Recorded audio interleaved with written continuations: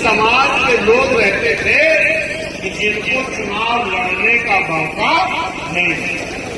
ये तो बाबा साहब की देन है कि SC/ST समाज की कुछ सीटें आरक्षित हो गई तो SC/ST को लड़ने के लिए चुनाव मिलने लगा।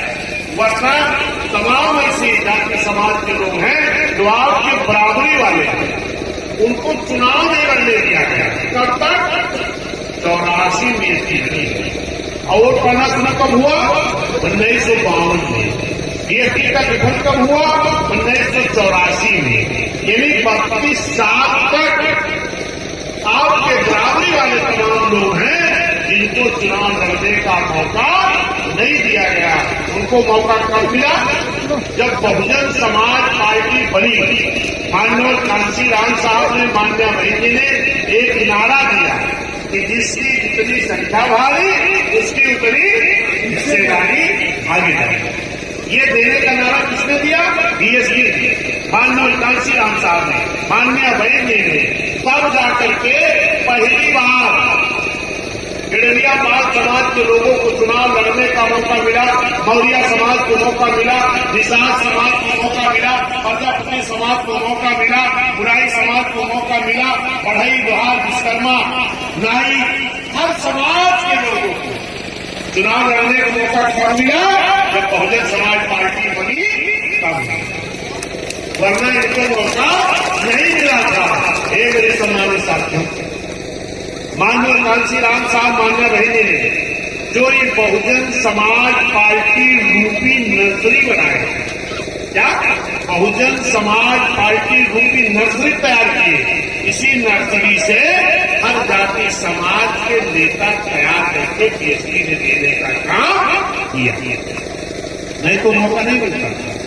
लेकिन एक मेरे साथियों, जिन दल के लोगों ने, तमाम ऐसे समाज के लोग थे जैसे 52% बैकवर्ड के लोग हैं, लेकिन इनकी राजनीतिक भागीदारी कितनी थी?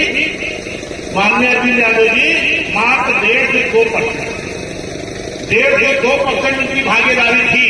लेकिन धन्य माननीय कांशीराम साहब, मान्या बहन जी कि जब बहुजन समाज पार्टी बनी तो जिसकी इतनी संख्या भारी उसकी उतनी हिस्सेदारी समाज, हर समाज के लोगों की उनकी आबादी के साथ भागीदारी मिली।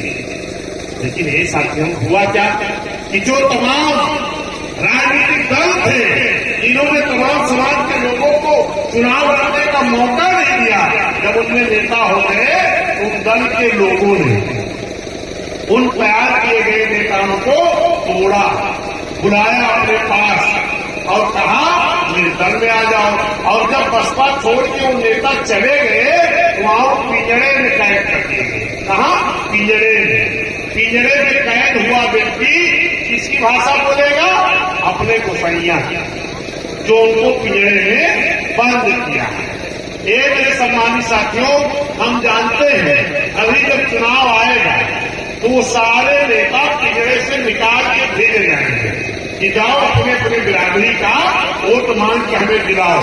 जैसे शिकारी जब जंगल में शिकार करने जाता है तो जो पालतू तीतर होता, तीतर का अगर शिकार करने जाता है पालतू तीतर को लेके जाता है।